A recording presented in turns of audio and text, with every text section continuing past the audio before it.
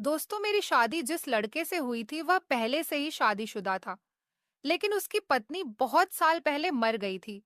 उसका एक बेटा था जो कि 16 साल का था। वह मेरा सौतेला बेटा था। फिर शादी के बाद मेरा सौतेला बेटा रोज मुझे नींद की दवाई देकर। दोस्तों, मेरा नाम नीतू है। मेरी उम्र 30 साल हो गई थी, मगर अभी तक मेरा कहीं भी रिश्ता नहीं हुआ था। गरीबों की शादी इतनी आसानी से नहीं होती। आजकल इस दुनिया में लालची लोग बहुत पाए जाते हैं, जो किसी की बेटी को लेने से पहले ढेर सारे दहेज और पैसे की मांग करते हैं। और फिर कुछ ऐसी लड़कियां जिनका रंग साफ नहीं होता और जिनमें थोड़ी बहुत कमी होती है, उनकी शादी में समय लग ही जाता है। जल्दी शादियां तो खूबसूरत लड़कियों की हो जाती है। हम जैसी मामूली सी शक्ल वाली लड़कियां तो कुंवारी ही बैठी रह जाती हैं। मेरे साथ मेरे भैया और भाभी भी रहते थे। भैया भाभी की 14 साल की एक बेटी थी। मेरे भैया की शादी कम उम्र में ही हो गई थी। मैं अपने भैया से उम्र में बहुत छोटी थी, क्योंकि मैं इस दुनिया में काफी समय बाद आई थी। क्योंकि भैया को कम उम्र में ही खूबसूरत लड़की मिल गई थी और उनके भाग्य में जल्दी शादी करना लिखा हुआ था। उन दोनों की जिंदगी तो बहुत अच्छी गुजर रही थी, लेकिन इधर मेरी ही उम्र निकली जा रही थी। मेरे रिश्ते तो बहुत आते थे, मगर किसी में कोई कमी होती या फिर मुझे कोई बच्चों वाला मर्द मिलता था, जिनके लिए मैं इनकार कर दिया करती थी। मगर आज हमारे पड़ोस में रहने वाली सुशीला आंटी मेरे लिए एक रिश्ता लेकर आई थी। घर आई तो बहुत खुश नजर आ रही थी। मैंने उनको पानी पिलाया और वह मेरी भाभी के करीब बैठ गई। मुझे देखकर कहने लगी, अरे, तुम भी मेरे करीब ही बैठ जाओ। मैं तुम्हारे लिए बहुत अच्छा रिश्ता लेकर आई हूँ। लड़का बहुत अच्छा है, अच्छी कंपनी में जॉब करता है। और भाभी से कहने लगी कि लड़के की फैमिली में भी कोई नहीं है। उसके पास भगवान का दिया सब कुछ है। उसे सिर्फ हमारी नीतू चाहिए। मैं अपने रिश्ते के बारे में सुनकर खुश हो गई थी। भाभी कहने लगी कि आपने लड़के वालों को नीतू की तस्वीर दिखा दी है। सुशीला आंटी बोली, मैंने कहा ना कि लड़के के परिवार में कोई भी नहीं है। मैंने तो डायरेक्ट लड़के को ही नीतू की तस्वीर दिखाई है और उसने फोटो देखते ही नीतू को पसंद कर लिया है। भाभी उनकी बात से खुश हो गई और कहने लगी, अरे वाह सुशीला आंटी, बड़ा झटपट और अच्छा रिश्ता लेकर आई हो। चलो हमें भी तो लड़के की फोटो दिखाओ और उसके घर के बारे में बताओ। सुशीला आंटी कहने लगी, घर बार के बारे में क्या बताना, उसका बहुत बड़ा घर है, अच्छी कमाई करता है, बड़ी सी एक कार भी है, घर में हर तरह की फैसिलिटी मौजूद है। हमारी नीतू वहां पर रात करेगी। भाभी ने कहा, चलो यह तो अच्छी बात है, लेकिन एक बार हमें लड़के की तस्वीर तो दिखाओ। सुशीला आंटी ने जैसे ही लड़के की फोटो भाभी को दिखाई, तो भाभी की आंखें फटी की फटी रह गई थीं। भाभी ने कहा, सुशीला आंटी, यह तो बहुत स्मार्ट है। उन्होंने जल्दी से लड़के का फोटो मुझे दिखाया। मुझे लड़के का फोटो देखकर शर्म आ रही थी, मगर मैंने देखा कि लड़का बहुत हैंडसम था, लेकिन उसके चेहरे से उसकी उम्र साफ नजर आ रही थी।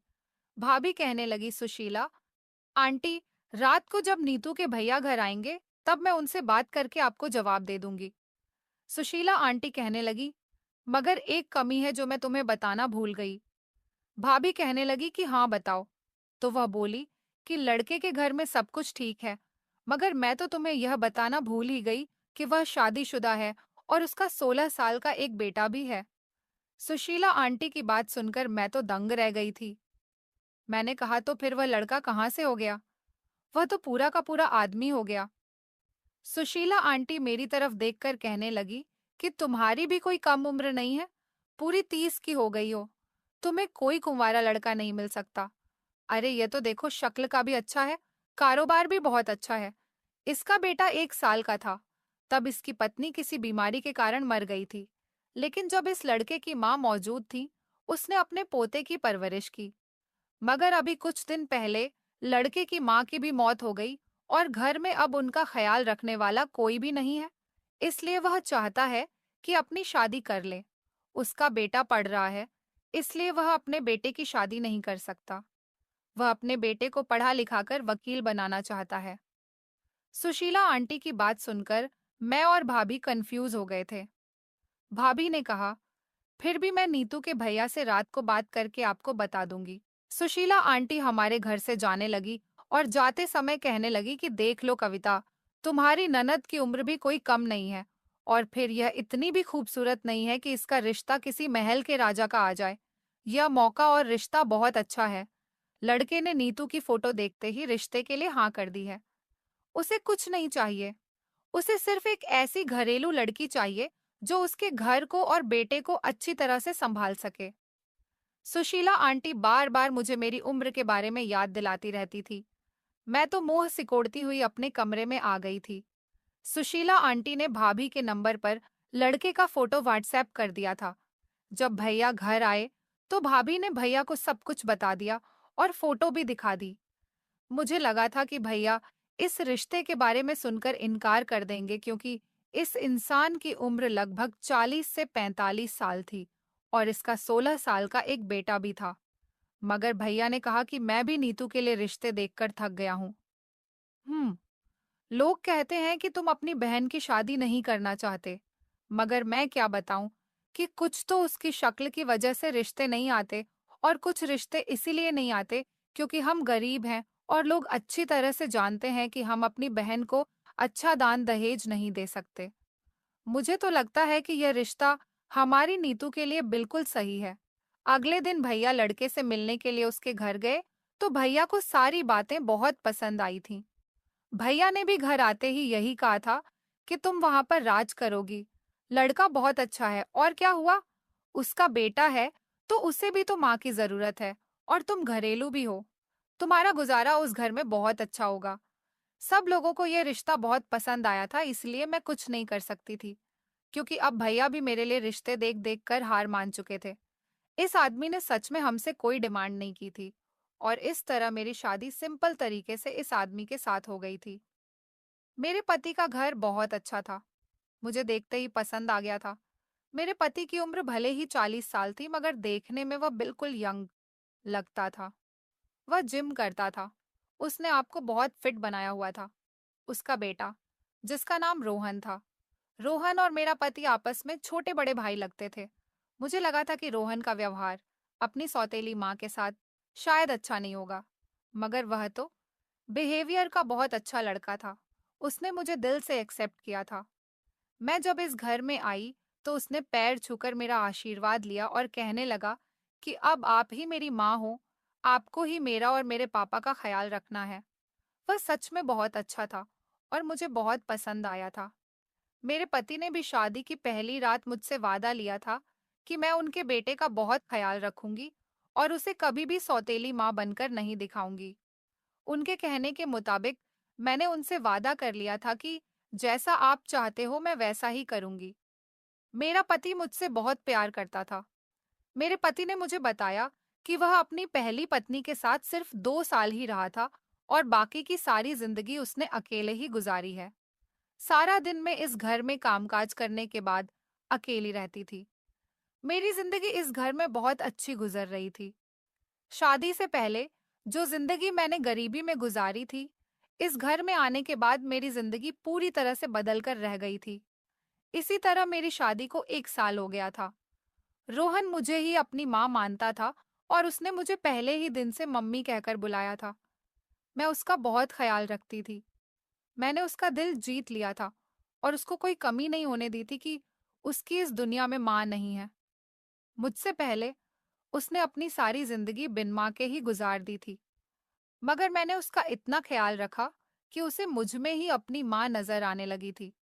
इस सब में मेरा पति भी बहुत खुश रहता था और वह मेरे पति से मेरी बहुत तारीफ करता था। वह कोई काम तो नहीं करता था, हर वक्त घर में ही रहता था और घर में ही रहकर पढ़ाई भी कर रहा था। वह मेरा बहुत अच्छा दोस्त भी बन गया था और मैं उसको बिल्कुल बच्चों की तरह ट्रीट करती थी। हम लोग एक दूसरे के साथ मिलकर शैतानियां और मस्तियां भी करते थे। मेरा पति तो सुबह ऑफिस के लिए निकलता तो शाम को ही घर वापस आता था। सारा दिन मेरे साथ मेरा बेटा ही होता था। मेरा कुछ खाने का मन करता तो रोहन ही मुझे लाकर दिया करता था। जिस बात पर मेरा पति मुझे मना करता था, उस बात पर वह मेरा साथ देता था।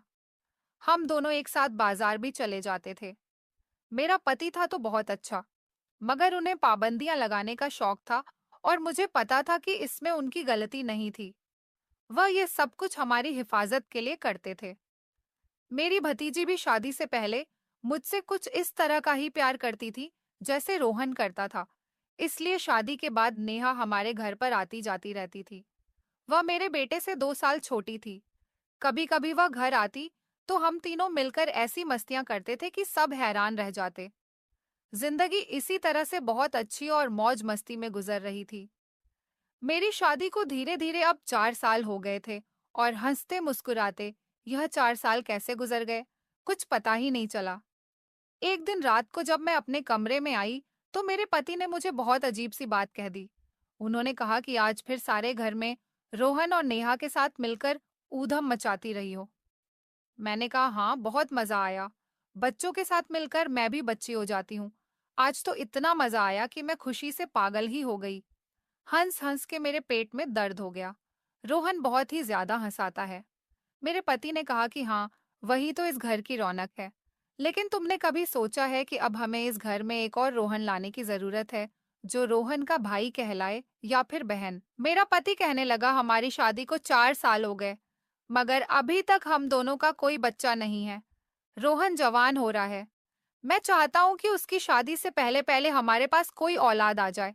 रोहन तो अपनी शादी के बाद अपनी पत्नी में लग जाएगा, फिर हम दोनों अकेले रह जाएंगे। हमें भी तो जीने के लिए कोई सहारा चाहिए।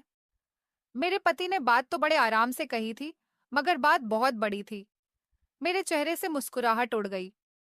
यह बात तो हम दोनों ही जानते थे कि हम दोनों का अपना बच्चा नहीं था, रोहन था। मगर मुझे भी छोटे बच्चे बहुत अच्छे लगते थे। मेरे दिल में भी छोटे बच्चों की ख्वाहिश जागती थी। मैंने इस बारे में आज से पहले इसलिए नहीं सोचा था क्योंकि मैंने रोहन को ही अपना बेटा मान लिया था और नेहा को भी मैं अपनी औलाद की तरह समझती थी। इसीलिए मेरा ध्यान कभी छोटे बच्चे की तरफ गया ही नहीं। वो दोनों ही मेरे लिए मेरे बच्चों के जैसे थे। मैं मायके जाती तो नेहा के साथ बिल्कुल उसकी माँ के जैसे रहा करती थी, और जब अपनी ससुराल में होती तो रोहन की हर ख्वाहिश को पूरा करती थी।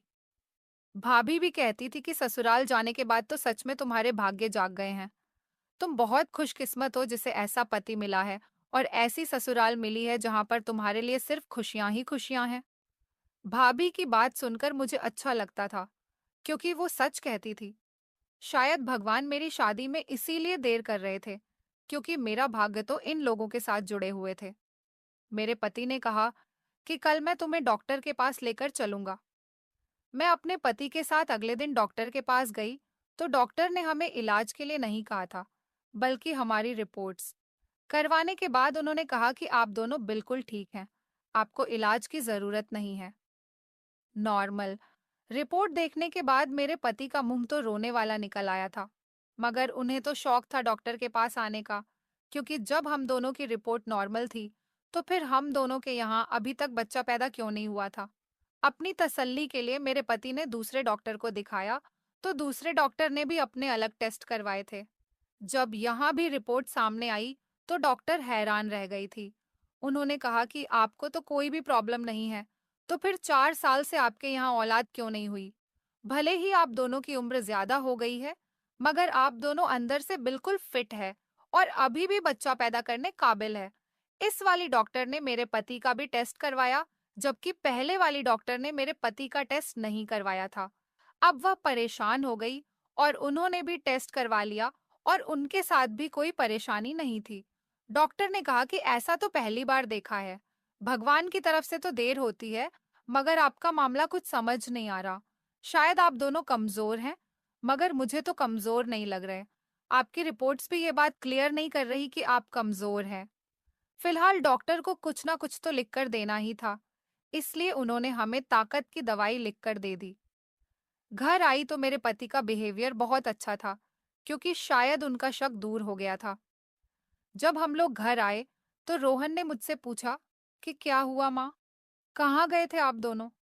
मैंने कहा बस ऐसे ही रूटीन चेकअप के लिए गए थे। मैंने रोहन से कहा, देखो, मैं तुम्हारे लिए पिज्जा लेकर आई हूँ, इसे खा लो।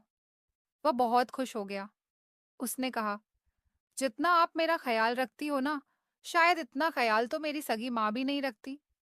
मेरे पति ने कहा कि ऐसा नहीं कहते रोहन, ये भी तो तुम्हारी माँ ही है, तभी तो तुम्हारे लिए इतना सब कुछ करती है। रोहन कहने लगा, पापा, मैंने लोगों से सुना है कि उनकी सौतेली माँ उनको प्यार नहीं करती, मगर मेरी माँ तो मुझसे बहुत प्यार करती है, जिस तरह इन्होंने मुझे रखा हुआ है। इस तरह तो किसी भी माँ ने अपनी औलाद को नहीं रखा होगा। मैं जवान हो गया हूँ, मगर आज भी यह मुझे बच्चों की तरह प्यार करती है। मैं भगवान से प्रार्थना करता हूँ कि मेरी माँ का साया हमेशा मुझ पर बना रहे।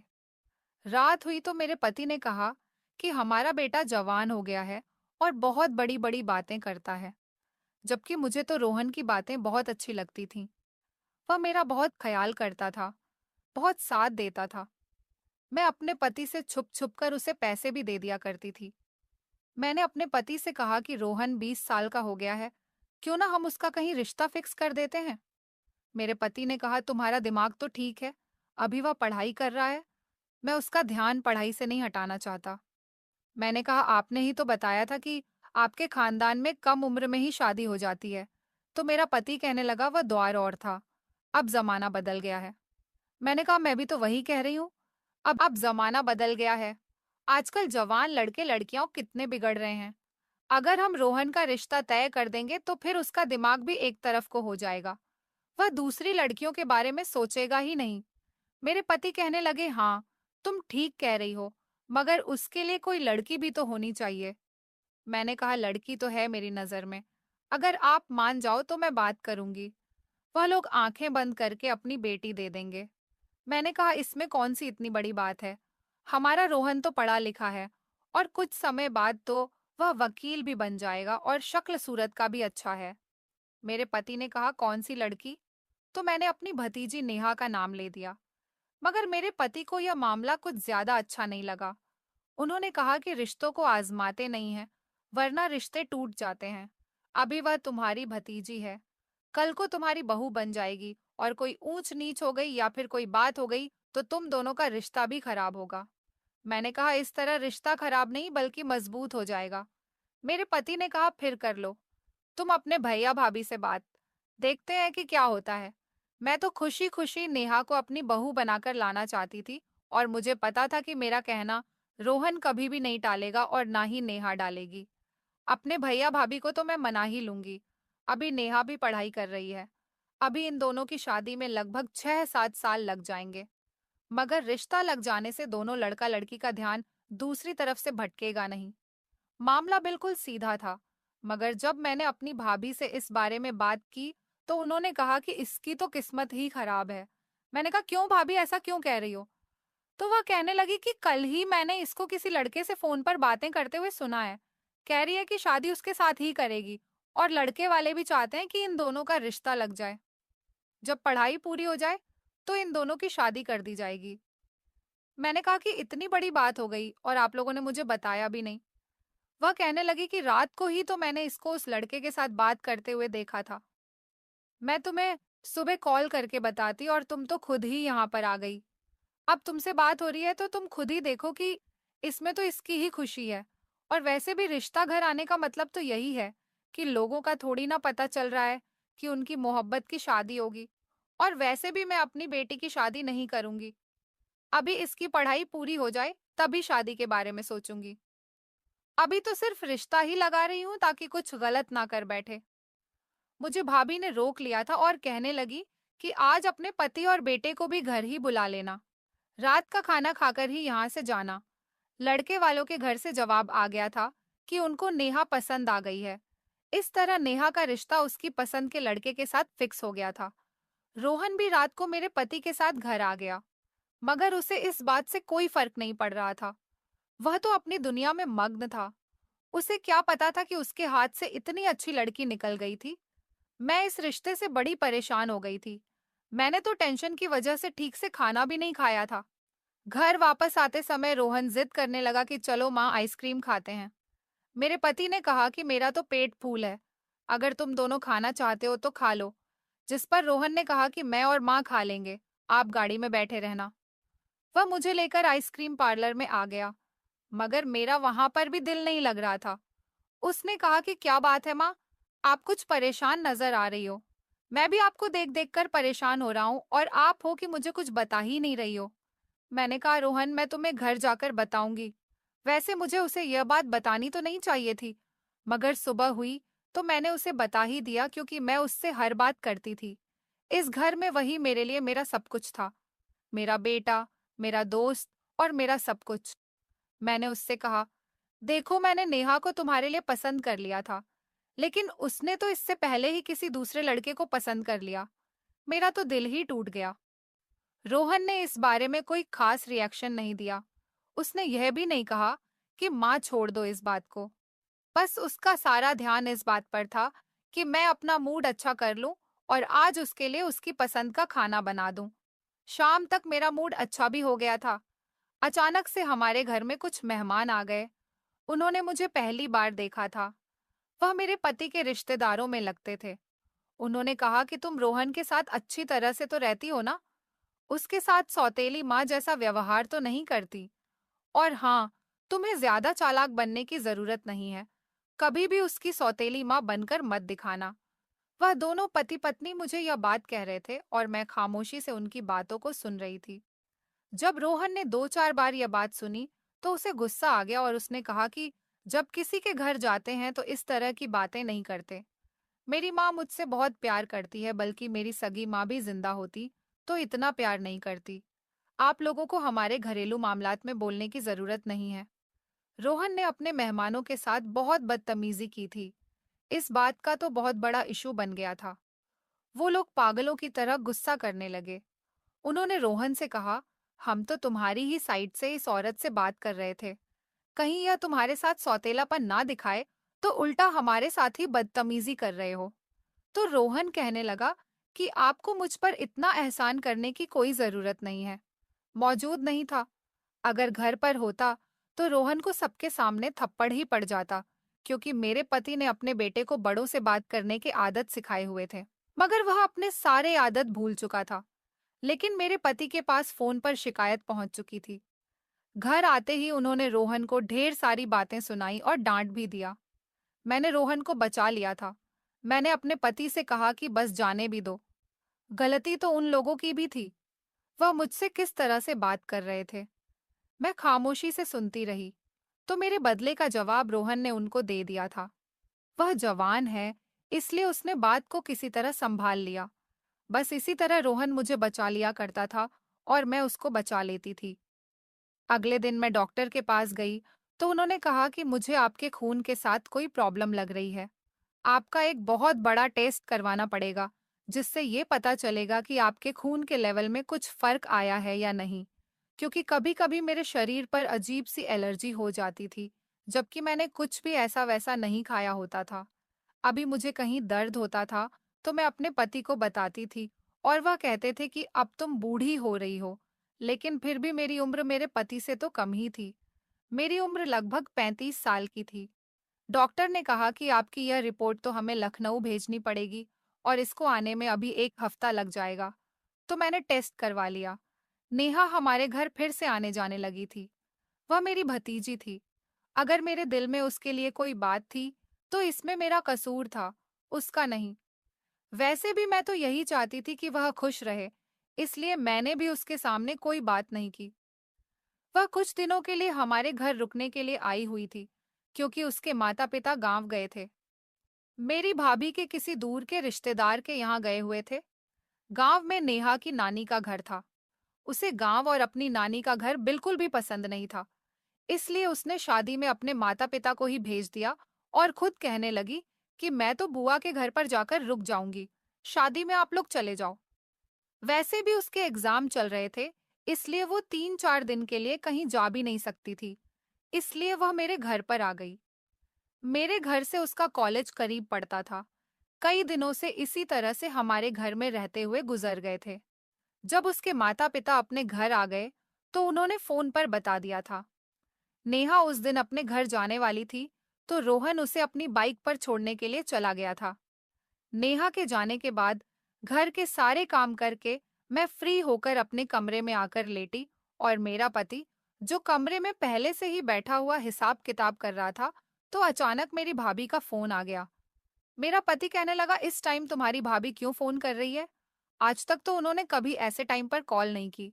मैंने कहा, मैं पूछती हूँ कि क्या बात है। भाभी ने तो मुझे कॉल पर ऐसी बात बताई कि मैं हैरान रह गई। उन्होंने कहा कि नेहा अभी तक घर नहीं आई है।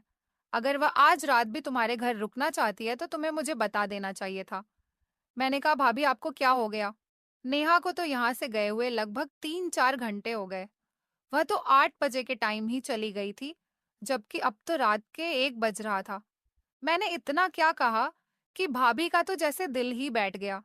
मेरे पति को भी पता चल गया था कि मामला कुछ गड़बड़ है। मेरे पति फौरन ही नेहा को तलाश करने के लिए निकल गए थे और मुझे भाभी के घर छोड़ दिया था। भाभी कहने लगी कि मैं तो यही समझी कि वह आज रात भी तुम्हारे घर रुकना चाहती है। मुझे क्या पता था कि वह अभी तक घर नहीं आई। तुमने किसके साथ उसे भेजा था? मैंने कहा, भाभी, मैंने तो नेहा को रोहन के साथ बाइक पर भेजा था। मेरे पति ने फौरन रोहन को बुलाया और उससे कहा कि कहाँ छोड़ा था तुमने नेहा को। मेरे पति बहुत गुस्से में थे। मैंने अपने पति से कहा कि गुस्सा क्यों कर रहे हो, आराम से भी तो बात की जा सकती है ना। मेरे पति ने कहा कि तुम्हारा तो दिमाग खराब हो गया है। भगवान ने तुम्हें अपनी संतान दी होती तो शायद तुम्हारा दिमाग इसके लिए इतना खराब ना हुआ होता। यह लेकर गया था नेहा को और वह अभी तक घर नहीं पहुंची है। इसका मतलब है कि इसको पता है कि नेहा कहाँ पर है। अरे, तुम्हें बात की गहराई समझ नहीं आ रही? मुझे सब समझ आ रहा था, मगर मैं इसलिए कुछ नहीं बोल रही थी क्योंकि मैं जानती थी कि रोहन कुछ भी गलत नहीं कर सकता।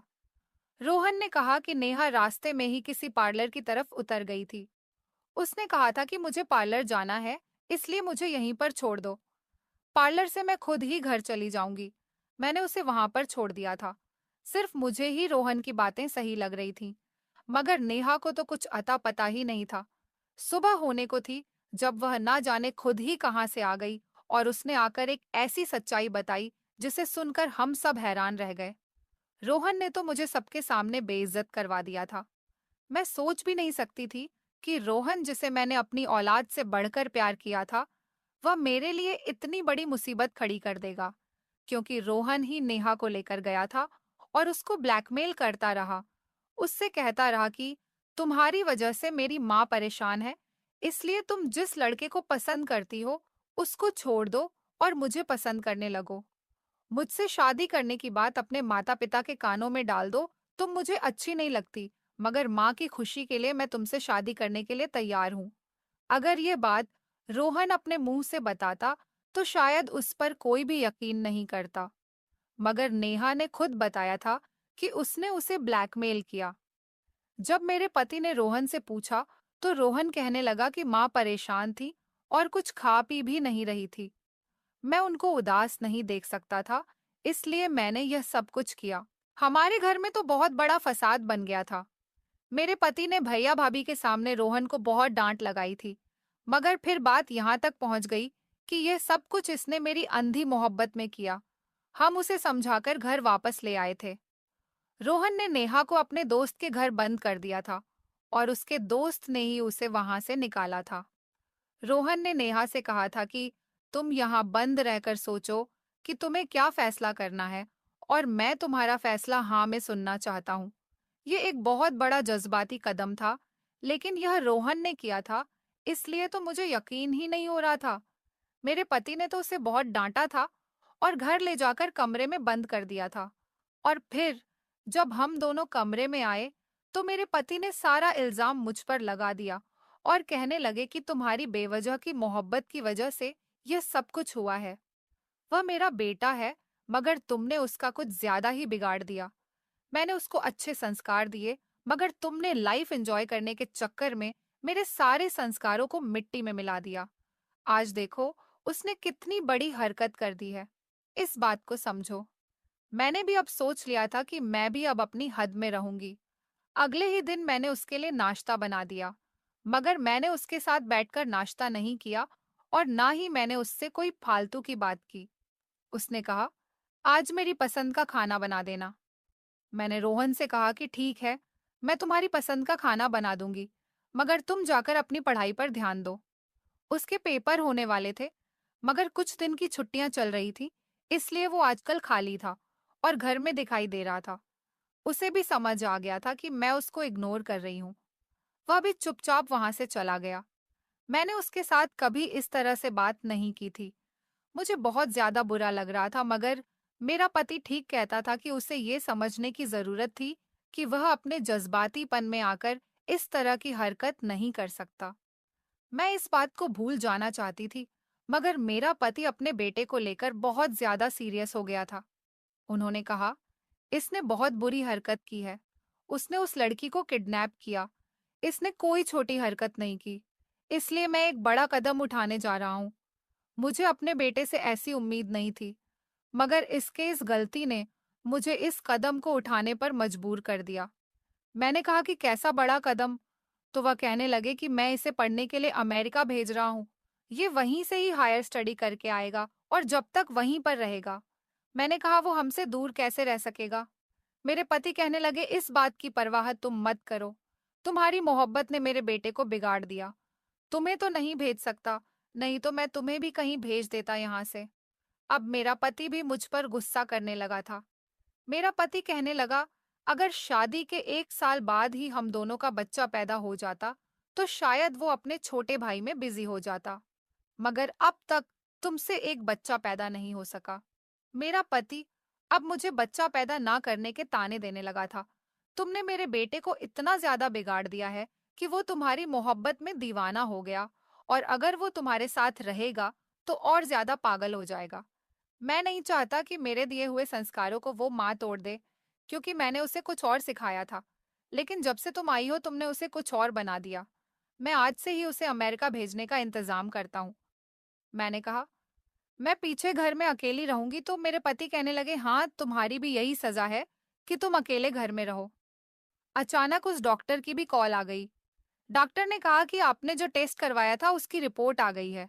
आप आ जाइए, आपसे कुछ जरूरी बात करनी है। मैं फौरन ही डॉक्टर के पास चली गई। रास्ते में भी यही सोचती जा रही थी कि किसी तरह अपने पति से बात करती हूँ। वो रोहन को हमसे दूर ना करे, उसे इतनी बड़ी सजा ना दे।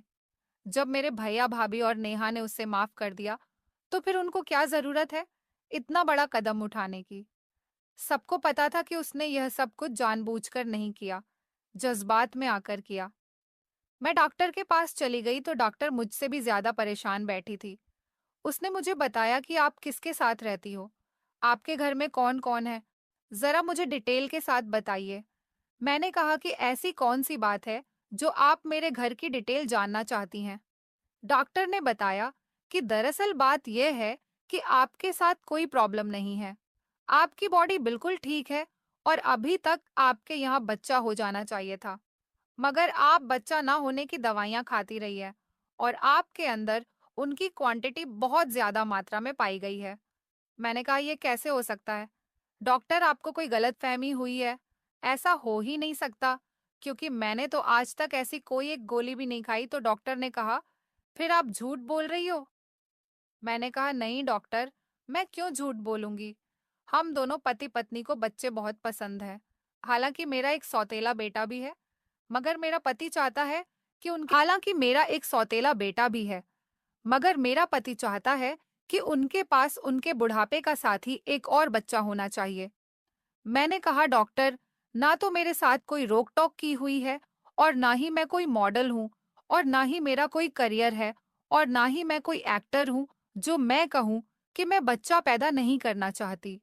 उसने कहा, फिर शायद आपको किसी और ने यह दवाई दी है, क्योंकि आपके खून में इस दवाई की मिलावट पाई गई है, और आपको यह दवाइयाँ रोज ही कोई दे रहा था, या फिर आपको दे रही थी, जिसकी वजह से आपके यहाँ बच्चा नहीं हो रहा। डॉक्टर ने अपनी फाइनल बात मुझे बता दी थी। मैं इस बात को सुनकर बहुत परेशान थी। रिपोर्ट मेरे पास थी।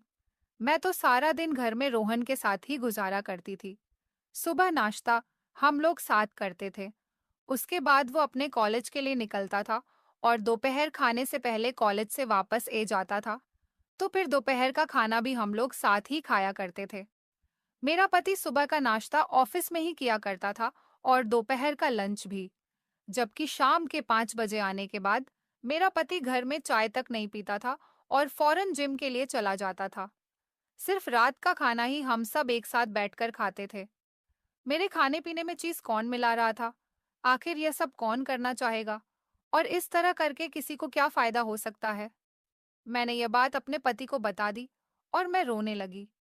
मेरा पति भी बहुत ज्यादा परेशान हो गया। मैंने कहा, हमारी शादी को 5 साल होने वाले हैं। शुरुआत के दिनों में ही मैं प्रेग्नेंट हो जाती और मेरा बच्चा अब तक 3 या 4 साल का होता। ये सब आखिर किसने किया?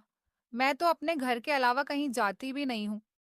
मेरे पति ने कहा कि एक दुश्मन है तुम्हारा दुश्मन, जिसने मोहब्बत से तुम्हें अपना दुश्मन बना लिया।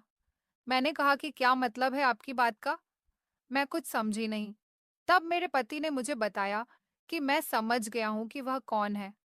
वह फौरन रोहन के कमरे में गए और उसे 2-3 थप्पड़ लगाए और उसे सब कुछ बताकर उससे पूछने लगे, क्या ये सब कुछ तुमने किया था?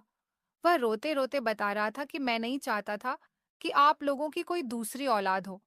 मैं ही अपने माता पिता का इकलौता बेटा बनकर रहना चाहता था। मुझे सब लोग कहते थे कि तुम्हारी दूसरी माँ आएगी तो तुम्हारे पिता के उनसे दूसरे बच्चे भी हो जाएंगे और फिर तुम्हारी माँ भी तुमसे प्यार नहीं करेगी, क्योंकि हर औरत अपनी सगी औलाद से ही ज्यादा प्यार करती है। माँ तो वैसे भी मुझसे बहुत प्यार करती थी। मैं उनके प्यार का आदी हो गया था, इसलिए मैं नहीं चाहता था कि मेरा प्यार बांटने वाला इस घर में और कोई भी आ जाए। अगर माँ को कोई बच्चा पैदा हो जाता तो फिर वह मुझे नहीं बल्कि अपने बच्चों से प्यार करती, क्योंकि उसने तो उनकी ही कोख से जन्म लेना था, और फिर वह उसको भी अपना सारा समय देती। मैं ऐसा बिल्कुल भी नहीं चाहता था। मैं माँ से बहुत प्यार करता हूँ, अपनी सगी माँ से भी ज्यादा, बल्कि पापा आपसे भी ज्यादा। जिस दिन से हमारे घर में आई है, मुझे एक अजीब सा लगाव हो गया है। इसलिए मैंने अपने एक दोस्त को यह सब कुछ बताया, तो उसने मुझे कहीं से प्रेगनेंसी न ठहरने की दवाई लाकर दे दी थी, और मैं वह दवाई खामोशी से माँ के खाने में मिला दिया करता था। बस मैं किसी भी तरह माँ को यह दवाई खिला देना चाहता था, इसलिए माँ को कभी इस बारे में पता भी नहीं चला कि मैं कब उनके खाने में इस दवाई को मिलाया करता था। ये सुनकर मैं शॉक्ड रह गई थी। रोहन मेरे पैरों में बैठ गया और कहने लगा कि माँ, मुझे माफ कर दो। मैं अमेरिका नहीं जाना चाहता। मुझे अमेरिका मत भेजो। मैं आप लोगों के साथ रहना चाहता हूँ। मैं वादा करता हूँ कि मैं अब अपनी पढ़ाई पर ध्यान दूंगा। बस, मैं आप लोगों से दूर नहीं जाना चाहता। मैंने हाथ से इशारा किया, जिसका मतलब था कि जाओ यहाँ से। और कुछ दिनों बाद ही मेरे पति ने रोहन को अमेरिका भेज दिया। रोहन जवान हो रहा था। इस समय उसे समझदारी से काम लेना चाहिए था, मगर वह तो जज्बाती कदम उठा रहा था। उसके इस पागलपन ने मुझे भी शॉक कर दिया था। इसलिए मैं चाहती थी कि वह मुझसे दूर ही रहे तो बेहतर होगा। उसके आने वाला फ्यूचर बहुत ब्राइट है, और मैं उसको अपनी मोहब्बत में पागल करके उसके फ्यूचर को खराब नहीं करना चाहती। आज इस बात को पूरा 1 साल हो गया। शुरू शुरू में तो वह बार बार फोन करने की कोशिश करता था, मगर मैंने उससे कोई बात नहीं की। उसने मेरी जिंदगी का बहुत बड़ा नुकसान करवाया। मैं डॉक्टर के पास गई तो डॉक्टर ने मुझे बताया था कि आपने काफी समय तक दवाइयाँ खाई है, इसलिए आपको बहुत बड़ा नुकसान है। अब तो भगवान ही अगर आपको औलाद देगा तो आपको मिलेगी। वैसे हम आपका ट्रीटमेंट कर रहे हैं। रोहन मुझसे दूर जाने के बाद अपनी पढ़ाई पर ध्यान दे रहा है और वहां पर मन लगाकर पढ़ाई कर रहा है। मगर ये सब कुछ हो गया और काफी समय बीत गया। अब मैं और मेरा पति भी दिल से नहीं चाहते कि हमारे यहाँ औलाद पैदा हो, क्योंकि रोहन की बातों ने हमारे दिल पर बहुत ठेस पहुंचाई थी। मेरा इलाज तो अभी भी चल रहा है, मगर अब ये भगवान के हाथ में है। जब उसे मुझे औलाद देनी होगी तब वह दे देगा। मैं अपनी तरफ से अब कोई कोशिश नहीं कर रही हूँ। तो दोस्तों, उम्मीद करती हूँ आपको हमारी कहानी पसंद आई होगी। कहानी पसंद आई है तो वीडियो को लाइक करें। चैनल पर नए हैं तो चैनल को सब्सक्राइब करें और नोटिफिकेशन को जरूर दबाएं, ताकि अगली अपडेट सबसे पहले आपको मिले। धन्यवाद।